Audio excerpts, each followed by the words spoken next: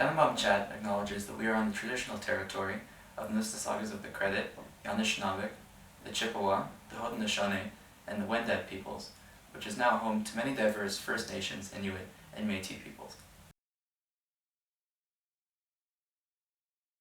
Please stand for our national anthem.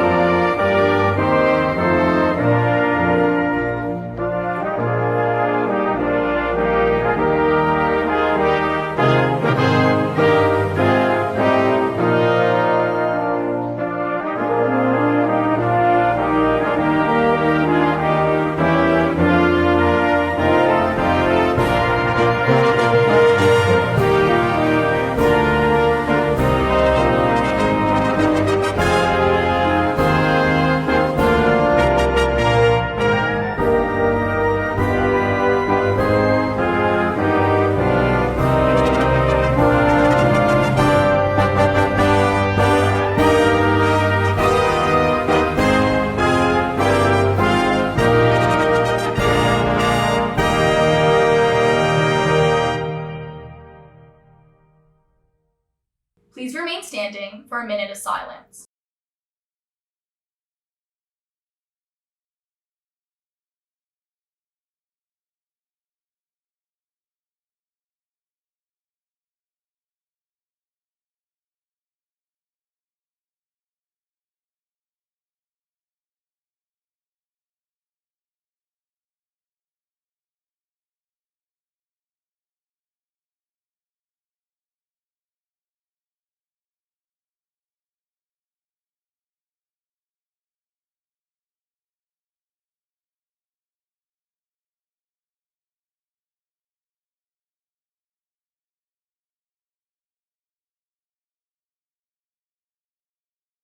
"103 years ago, today, the dust was still settling on the most brutal war witnessed in Western history. Countries were still mourning their dead, dealing with their wounded, and trying to rebuild their shattered economies. Despite its place among the victorious, Canada was badly battered as well. Through the course of war, 620,000 Canadians had enlisted, in a population base of 7 million. 62,000 had lost their lives, and 140,000 had suffered wounds, some of them most grievous. And the First World War was followed by other conflicts. In World War II, 44,000 Canadians were killed, and another 54,000 wounded, while the Korean War claimed 500 lives and 5,000 wounded. In our days as a peacekeeping nation, Canada has sent and lost troops in Cyprus, the Congo, the Middle East, Somalia, Haiti, Bosnia-Herzegovina, Afghanistan, and the list rolled on and on. Military service has always taxed its participants to the breaking point. Just the labor involved has proven exhausting. And then there's the discomfort, the routine diet, the mud and filth, the lack of sleep, the cold, the heat. And we haven't even mentioned the actual fighting. What was it like to cower as one's dugout was being bombed? What was it like to be told to go over the top and leave one's trench for no man's land, with its barbed wires, corpse, and multiple hazards? What was it like to storm the beaches at Normandy, to hold the line at Capillang, or to thwart at Taliban attack at Canada? Our troops have been threatened with many forms of death, and all would agree that war is hell. So why did they go? And why do soldiers still enlist? Canada is far removed and can choose whether it fights an enemy or not. In 1914 and in 1939, we could have decided that the Germans weren't our business and left the Europeans to tender their mercies.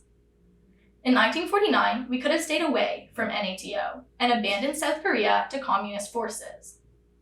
And the same is true for all of our peacekeeping missions. We could have sat them out, but instead we insisted on going. Why? The reasons vary. Some soldiers have a sense of duty and enlist to make the world a better place. Others have a sense of adventure or wish to see if they can measure up.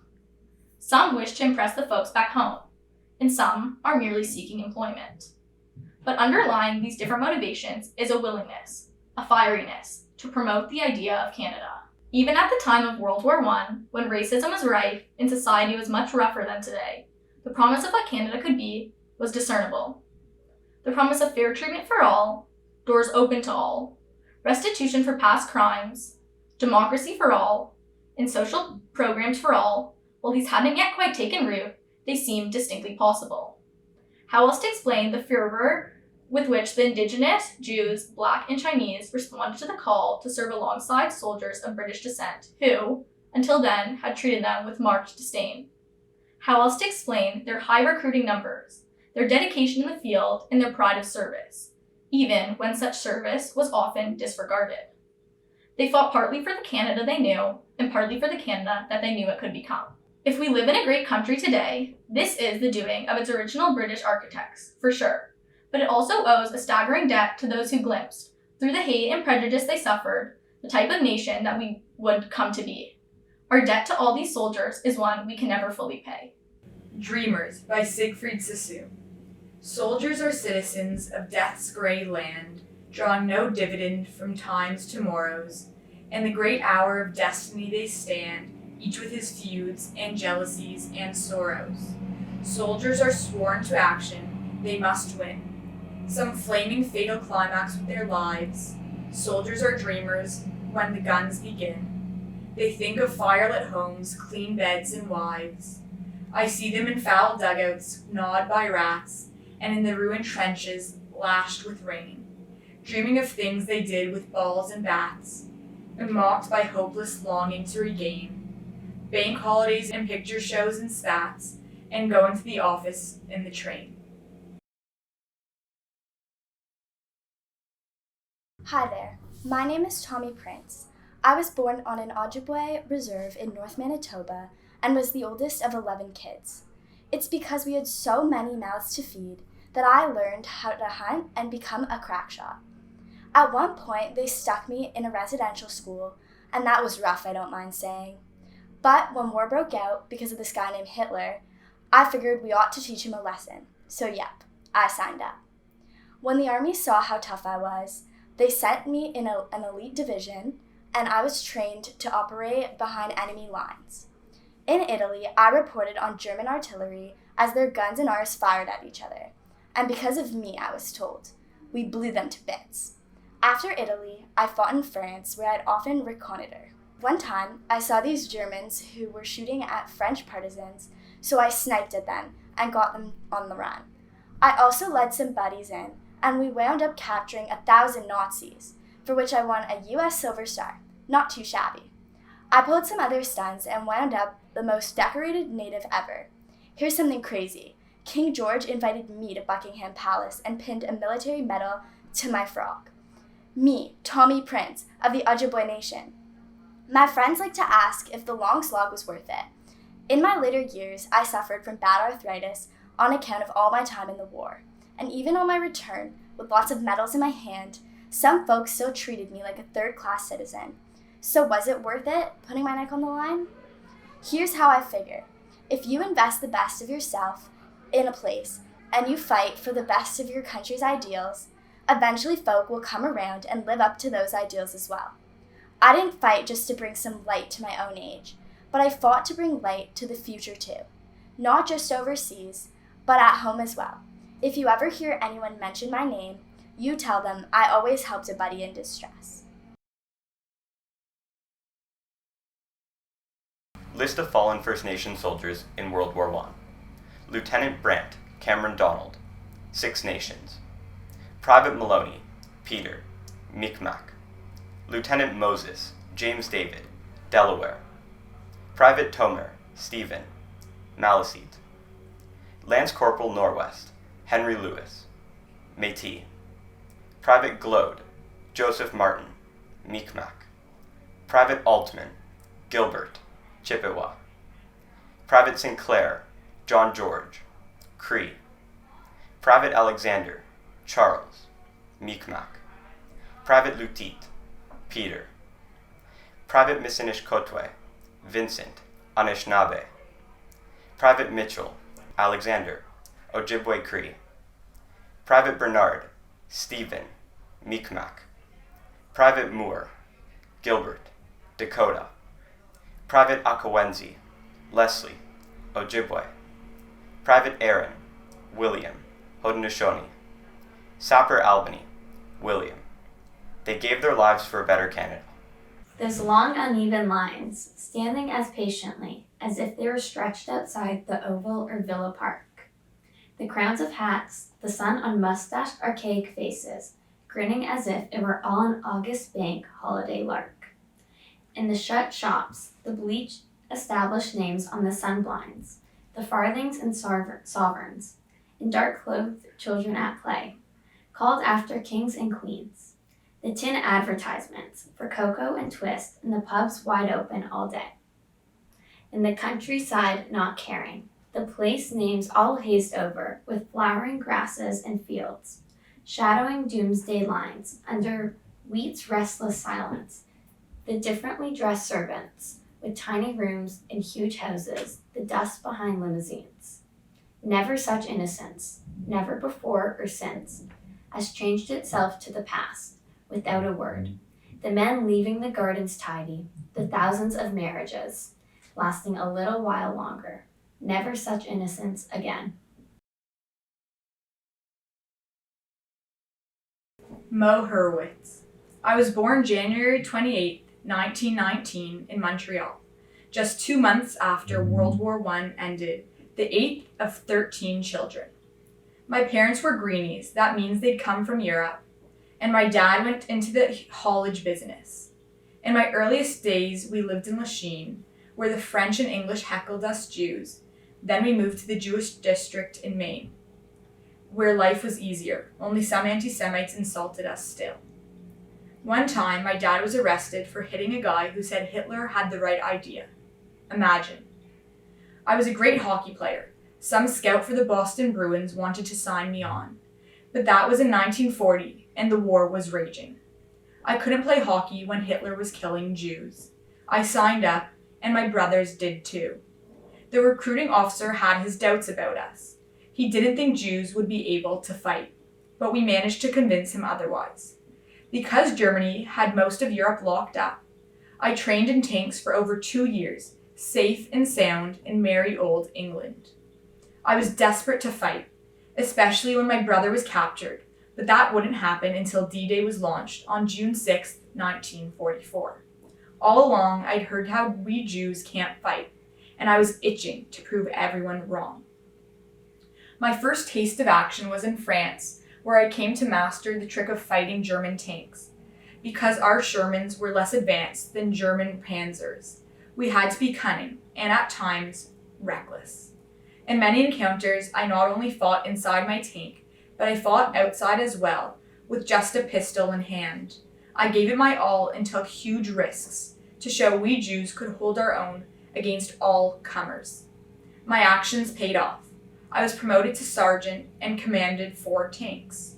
I won a slew of medals, especially in Holland, and never heard any swipes against my Jewish blood again. Maybe that's because I bled plenty, and with my mates, we compared wounds. We saw our blood's color was exactly the same. Eventually, weeks before the fighting ended, I was so badly wounded that I gave up the ghost. Why did I serve? First and foremost, to hit back at the Nazis. At the time, for all the jibes I grew up with, for all the slander and setbacks, I knew Canada was a pretty good deal. I knew there'd come a time when it would fully blossom and a Jew could stroll its streets with the same peace of mind as anyone else. In other words, I fought for the present and the future. Was it worth it? Well, you tell me. A partial list of Jewish dead. Private Charles Abelson. Pilot Officer Hyman Abrams. Private Saul Albert. Captain Joseph Ash. Leading Aircraftman Harry Axler. Flight Sergeant Herman Backler. Flight Sergeant Horace Badel. Flight Sergeant Hyman Bond. Private David Beagleman. Pilot Officer Paul Belkin. Private S.E. Bell. Trooper Julius Bendit. Pilot Officer Bernard Berkusen. Warrant Officer Nathan Berger, Private Samuel Berger, Staff Sergeant Levi Bernard, Trooper Mike Bernstein, Lieutenant Simeon Besson, Private Jack Basserman, Private Louis Blatt, Private Murray Bleeman, Flying Officer Harry Block, Flight Sergeant Mandel Bloomfield, Sergeant Harry Balkner, Major Frank Boyner. They gave their lives for a better Canada. I have a rendezvous with death. Alan Seeger. I have a rendezvous with death at some disputed barricade. When spring comes back with rustling shade and apple blossoms fill the air, I have a rendezvous with death.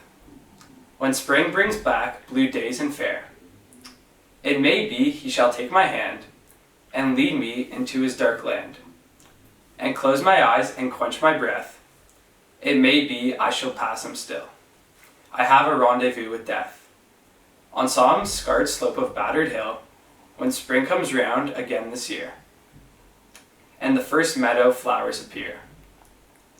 God knows 'twere better to be deep, pillowed in silk and scented down, where love throbs out in blissful sleep, pulse nigh to pulse and breath to breath, where hushed awakenings are dear. But I've a rendezvous with death.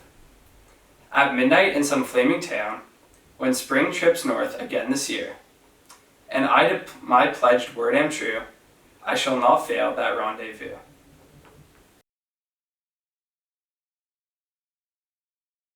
Lester Brown, the Queen's Own Rifles. My name's Lester Brown, and I was born in the Chatham area in 1921. I was descended from a former slave who fled to Canada in the 1850s to escape all that bigotry down south. While growing up, I confronted a little bigotry here, although my father made a point of saying we are lucky to be living north of the 49th. My normal life ended in January 1944, when His Majesty's government pulled me into the service. At first, I trained with black soldiers alone, the idea being races shouldn't mix in the army. But then good sense prevailed, and white and black guys trained and fought as one. I mean, if we were going to die together, we might as well live together too. Our real test came when we were dropped at Juno Beach. Have you ever wondered what insanity looks like? Well, June 6, 1944, in Normandy, France, would have answered that question. Guns and bombs were going off everywhere. It was utter madness to leave the boat, but even greater madness to stay behind. So I charged up the beach past a whole line of corpses, and believe me when I say that we all look the same when we're stone cold dead. I fought my way through most of France, and by this time was buddies with everyone. Black and white didn't matter, because we were all on the same team. And as we moved through a country that had been ravaged by the Nazis, and trust me, those guys know the meaning of hate. Even the Canucks, who'd given me a hard time earlier, underwent a change of heart. They now had evidence where all such hatred leads, and felt downright bad for all the names they'd called me. Like I said, we were brothers in arms. Too bad it had taken the war to teach them this. I survived the war and worked for the railroad when I arrived back home. While I wouldn't say life is perfect now, circumstances are much better than they were before. And I think that's partially due to the war. Strange to say that the Nazis altered our views on race, if only by their own negative examples. And to the extent the war caused this damage in demeanor, I'm proud I fought so hard for this country and for the sort of place it could become when its better angels prevailed. It was a good country before the war, but now it's a great one. A partial list of African Canadians dead in World War I. Lieutenant Lancelot Joseph Bertrand, Trooper Robert Randolph Sims, Private Nelson Harris, Private Harry Andrews Burke, Private Jeremiah Jones, Private Samuel Reese, Lieutenant W.H. Allen, Private James Grant, Private Roy Fells, Private James Post, Private Lancelot Bertrand, Private Henry Thomas Shepard, Private Miles Diamond, Sergeant Curly Christian, Private Roy Alexander, Private Fessy Allen, Private James Allen, Private Clarence Allison, Private Kenneth Allison, Private Walter Allison, Private James Henry Armour, Private Clarence Ashe, Private Thomas Ashe, Private Cyrus Austin, Private Lewis Austin, Private Ernest Bell, Private Kilson Bell, Private Ansel Bennett, Private Frank Bennett. They gave their lives for a better Canada.